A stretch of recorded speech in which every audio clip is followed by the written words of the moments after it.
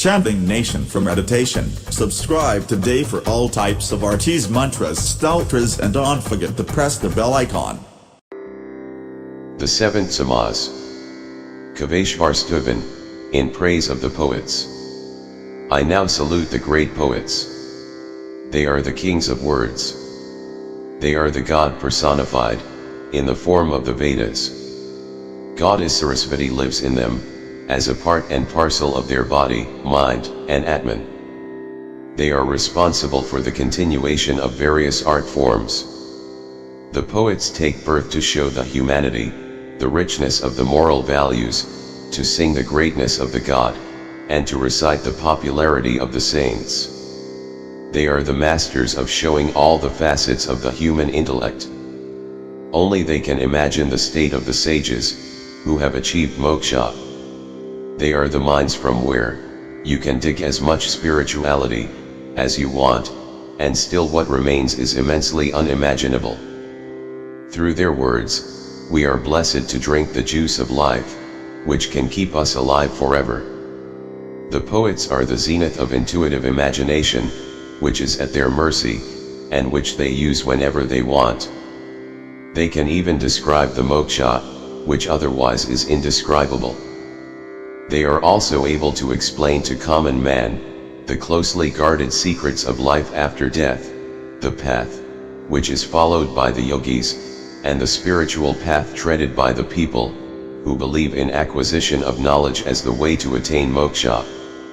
They are endowed with so much power of words, that they can easily tell the signs of the Parbrahma, which is otherwise not reachable by any words, and which is far beyond the imagination and intellect of anyone else. This is done by them, to allow the humanity to explore what Mother Shruti wants to tell. Thus, knowledge of the self becomes accessible. In a way, meeting the poet is thus like meeting the God. The poet enables us to have a newer view to the access of knowledge, to follow the correct path as a sadhak, and the sages also are enabled to keep their state of Samadhi constant. We realize through them our duties, the ways and means to conquer the mind, and the religious morals. They also change our state of mind, towards the feeling of being distant from everything except the truth, with the material world, by telling the greatness of those who are at the peak of that state through worship. The poets tell us about the different types of sadhana, and what it accrues.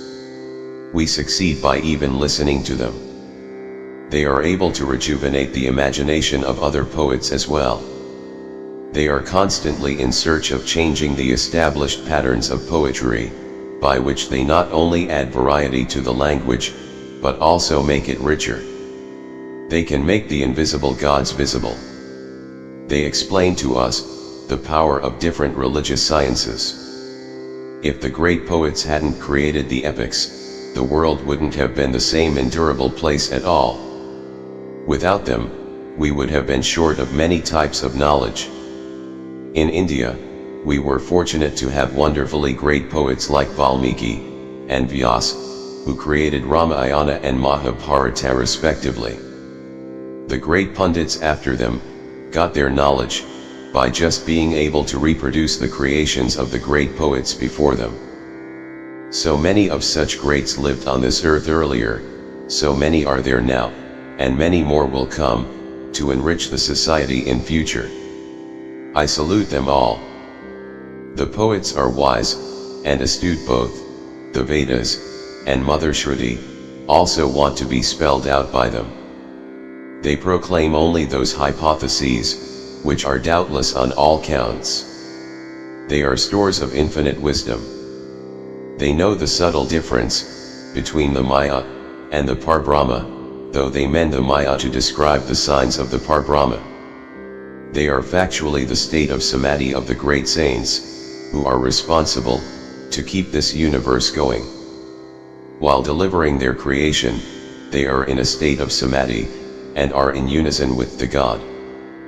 Poets, thus, are the fruit of the worship, which acquires shape for our better understanding. Their works are so great in content, that even the universe seems small in front of them. They being the support lines of the universe, and the human life. I again salute them and very respectfully prostrate myself before them, in my wholehearted admiration for them. End of 7th Samaz. J. Raghavir Samartha. Chanting Nation for Meditation. Subscribe today for all types of RT's mantras, stotras, and don't forget to press the bell icon.